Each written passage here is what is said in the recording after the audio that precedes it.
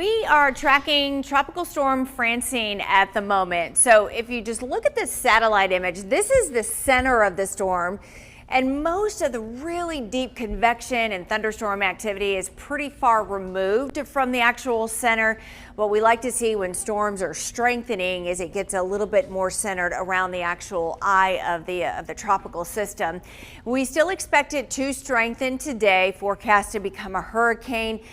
The National Hurricane Center, the official forecast still has it coming up to Category 2 strength.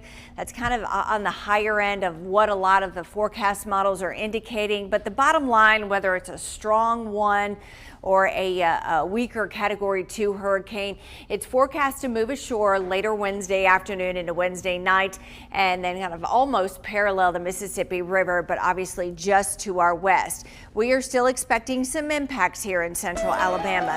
While we expect some showers to begin on Wednesday afternoon into Wednesday night, our impact days are Thursday and Friday, as that's really when we expect that most of those heavier tropical downpours and the potential for some stronger thunderstorms will arrive. This is 2 o'clock on Wednesday, and you'll notice by 10 o'clock, a lot of those showers are lifting into central Alabama. So showers arriving Wednesday. The wind will start to pick up as well. And then Thursday, daybreak Thursday, we've got some tropical showers in the area, but really starting later in the morning Thursday through the afternoon is when we'll have to watch some of those rain bands, some localized flooding, and also the potential that we could see a few quick spin up or isolated tornadoes within some of those rain bands as well. So that'll be on Thursday afternoon into Thursday evening.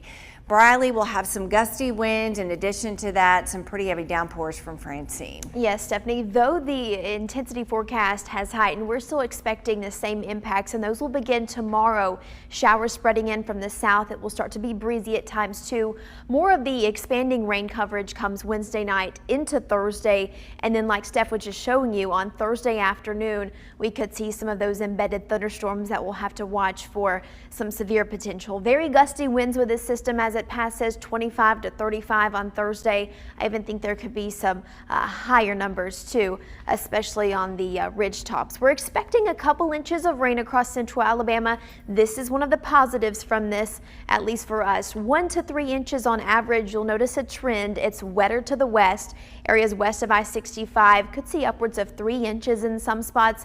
Once you get east of the interstate, places like Anniston, Gadsden, Talladega, down to Alex City, you're going to see the lower amounts of rain, though I still think it will be messy at times between the next couple of days. Starting at 6 a.m. on Thursday, we're gusting up to 30 across most of the area, and then through the afternoon, as this moves closer and really moves over North Alabama and tracks northward, we'll see those wind gusts amplify close to 40 at times. And so if you do have any items on your porch or anything like that, you'll want to secure those ahead of time.